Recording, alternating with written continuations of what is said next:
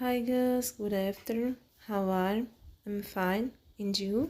Olá, meus queridos, boa tarde. Como vocês estão? Espero que todos estejam bem. Para a nossa aula de hoje, nós vamos dividir elas em duas partes. A primeira delas, nós vamos fazer a correção, certo? Em virtude de na aula passada não poder, ter gravado a aula. E, na sequência, nós vamos ao suplemento, que é a discussão sobre o assunto abordado no início do nosso conteúdo, certo? Nós vamos dividir a nossa aula nessas duas partes.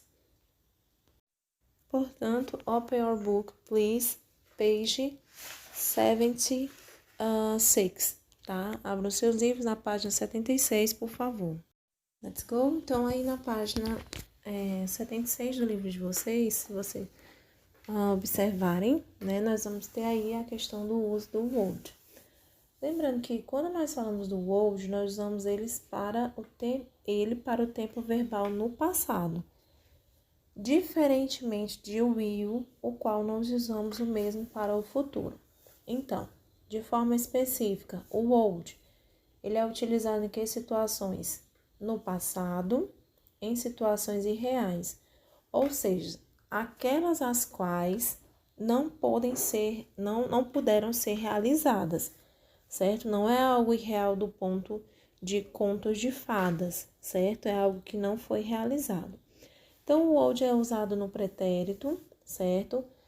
Que no caso é o passado, em situações irreais, hipotéticas, aquelas situações que, por alguma hipótese, dependendo de uma condição, podem acontecer ou não.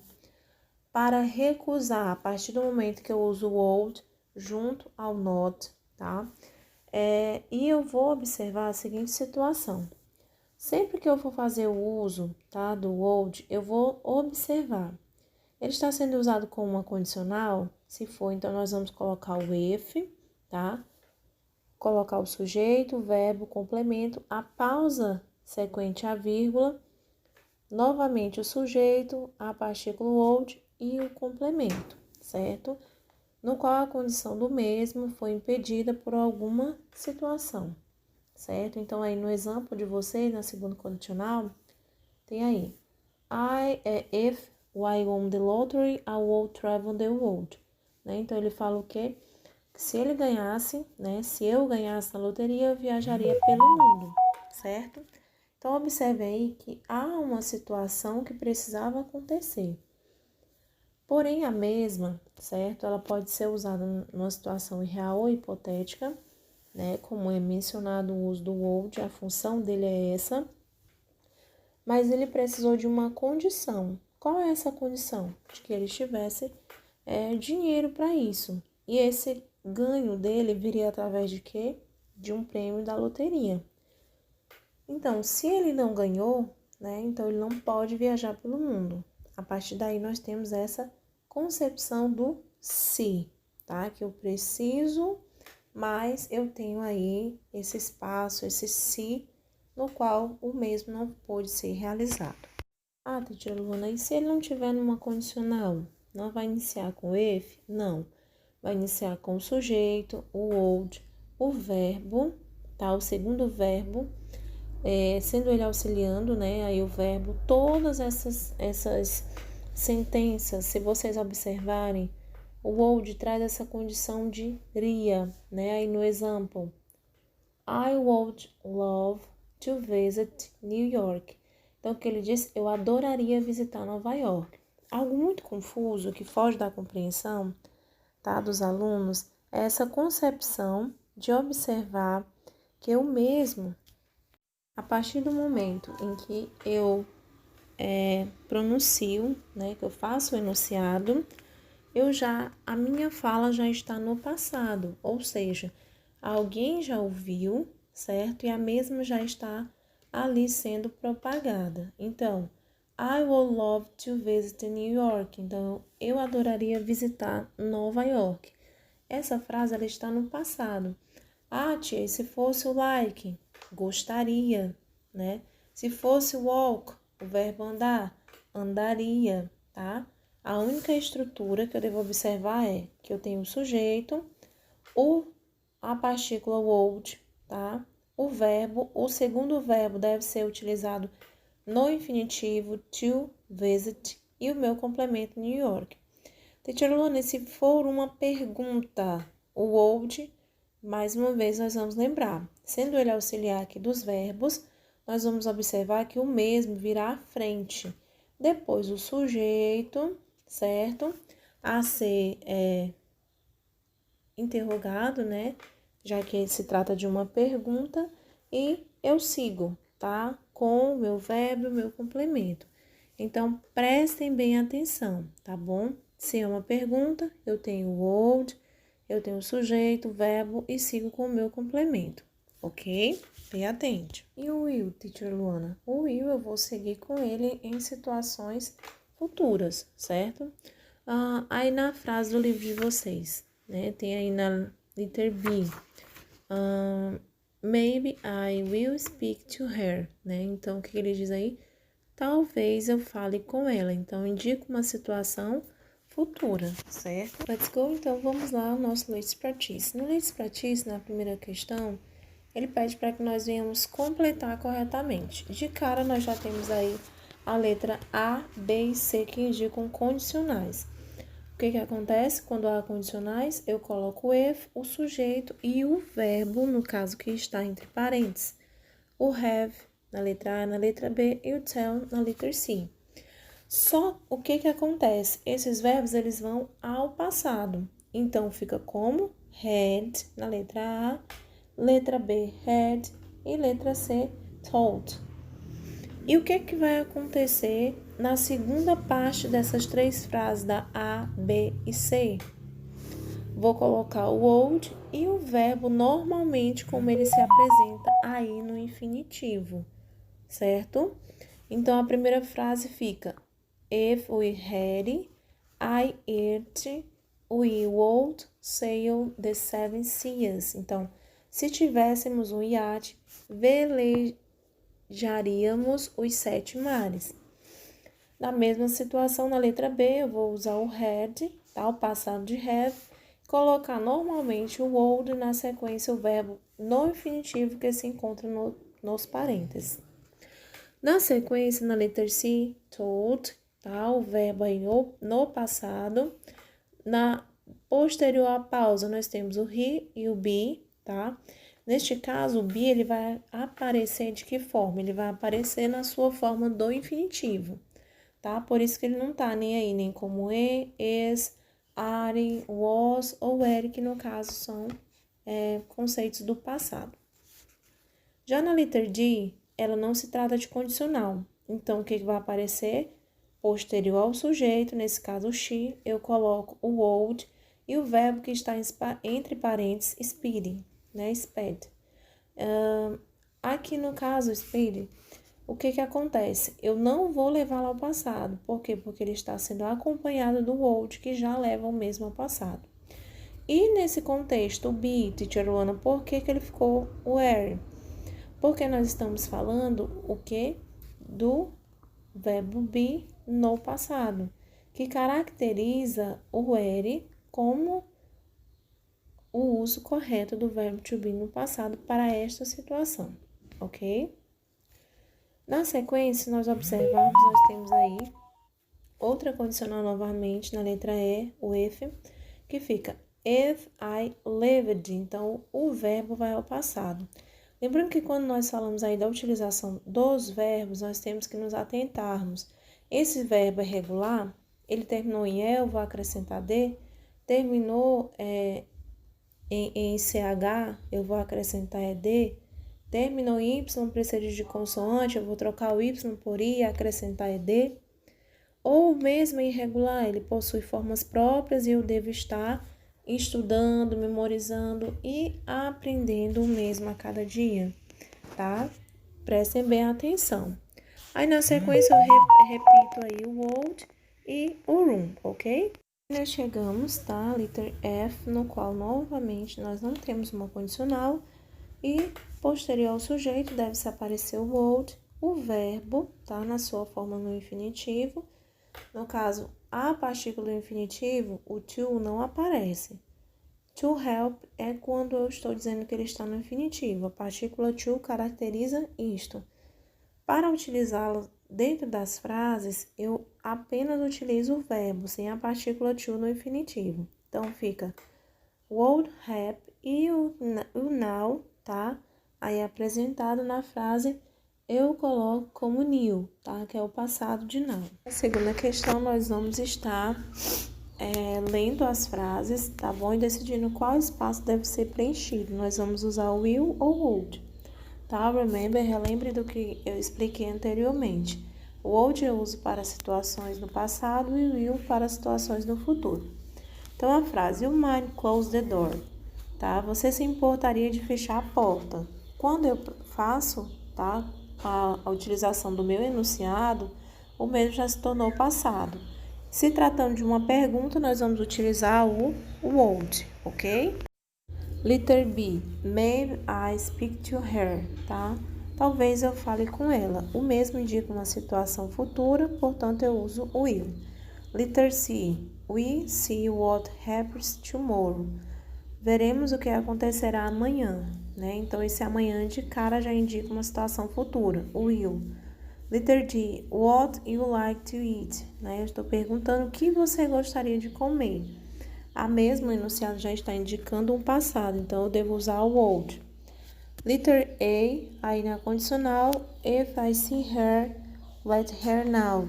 Ele diz aí, se eu a vi, eu a avisarei, né? Indica uma situação futura, will. Letter F, she speak to me, she was so upset, né? Então ele diz aí, ela não vai falar comigo, ela estava muito chateada. Então lembrem aí, tá, que dentro do nosso estudo nós utilizamos o quê? A negação do verbo will é o won't, tá? Que no caso a nossa resposta é a letra F. Se fosse a negação no passado de would, ficaria would not, ok? Mas aí esse won't é referente ao will. Então aí na terceira questão ele pede para que nós venhamos fingir que estamos em um restaurante e marcar as respostas corretas para as respectivas perguntas aí feitas acima. Na letra E ele pergunta what order, né? Então ele pergunta o que você gostaria de pedir, tá? Então a resposta correta vocês devem marcar a letra E, pois a mesma, tá? Leva o verbo ao passado. Would you like to order, tá? No caso, ele fala aí do uso do verbo pedir, order, tá bom? Então, por isso, nós devemos usar essa sequência. What would you like to order? Já aí na letra B, I the frantic, né? Então, qual a opção correta? B. I, né? O would, like, e seguimos com the frantic chicken, né? Que fica a frase da seguinte forma: eu gostaria de frango frito. Letter C, rice or potatoes. Então, mais uma vez uma pergunta. Ele está perguntando se o que você gostaria de arroz ou batatas. Então, para identificar gostaria, então eu vou colocar o would, o sujeito e o verbo like. Então, como fica? Would you like rice or potatoes? Então, a letra C, a alternativa correta a ser marcada é a B. Letra D, what kind of potatoes, tá? Então, ele pergunta aí na letra D, que tipo de batatas você gostaria? No caso, a correta é a letra C, tá? D, would you like, tá? Na mesma situação. Eu vou utilizar o would, o sujeito e o verbo like. Letter A, I French fries. Então, como eu gostaria de batata, o que você acha? Na letra A, ele diz aí, gostaria de fritas, né? Então, ele faz uma afirmação. I would like French fries, certo? Então, na letra E, marquem a letra A. Na opção da letra F, ok, and what drink? Então, o que ele diz? O que você gostaria de beber? Certo? Então, a opção correta, posterior ao what, a pergunta é o would, que ficaria would, sujeito you, like, e o verbo to drink com a partícula no infinitivo. Então, o que você gostaria de beber? Marquem aí na letra F a opção C. No caso de uma pergunta, na sequência, nós temos a letra D, I grass, com o uso de nenhuma condicional, tá? Então, eu vou usar, acho que gostaria de uma xícara de café.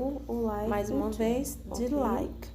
Então, na letra G, marquem a letra para indicar essa pergunta de forma correta. Na letra H, então, na letra H, eu devo marcar a letra B, a opção B. Nessa questão, nós vamos observar qual forma apropriada. Eu uso would or will. Então, aí na primeira questão, if, né? De cara já tem aí a utilização de uma condicional. Was, então indica o quê? Um passado. Então, de cara eu já devo observar os verbos. Capture, I, would, certo? Build my own furniture, tá? Na terceira condicional, onde o mesmo diz, se eu fosse um carpinteiro, construiria meu próprio mobiliário. Na letra B, next month, my family and I travel abroad. Então, no próximo mês, minha família e eu viajaremos para o exterior. Então, indica uma ação futura, will. Letter C, as long as they argued, he considered his place in the bus. Então, o que ele diz aí na letra C, enquanto eles argumentassem, ele não concederia seu lugar no ônibus, no sentido de recusa, tá? Refuse. Quando eu me recuso, quando há uma recusa para se fazer algo, uma negação. Então, a própria, né, observação junto ao verbo concederia. Então, indica a característica de que? Do would, junto da partícula not. Então, fica would not, tá? No sentido de recusa. Na letra D, I never play in the that team, né? Então, uma situação imaginária, na qual eu devo observar que é a seguinte tradução. Eu nunca jogaria naquele time. Então, jogaria, passado, coloquem o would. Letter A, Gina promised me she get married next year. Então, Gina me prometeu que vai se casar no ano que vem. Então, uma promessa para o futuro, nesse caso eu uso o will. No primeiro momento, nós fizemos aí, tá, a correção, no segundo momento, a discussão do complemento, tá, no suplemento aí, no qual foi o complemento relativo à discussão abordada em sala. No take control, ele fala sobre prevenção, tá, essas estratégias de prevenção, que inclui a abstinência, vacinação, redução do número de parceiros, a monogamia mútua, né, e o uso de preservativos. Bem, dentro dessa utilização, nós explanamos um pouco sobre esse contexto, certo? Sobre a importância, né, da prevenção durante o ato sexual, bem como as vacinações de prevenção a algumas doenças, e ficou como atividade o production, ok?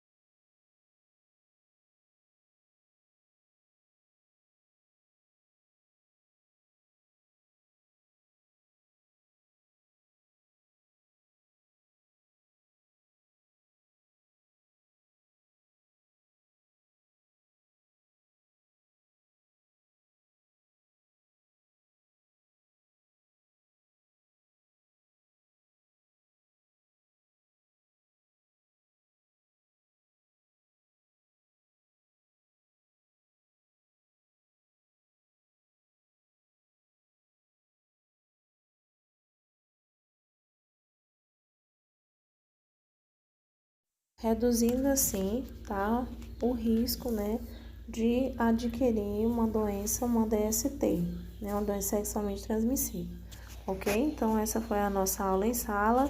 Bye, bye, see you later.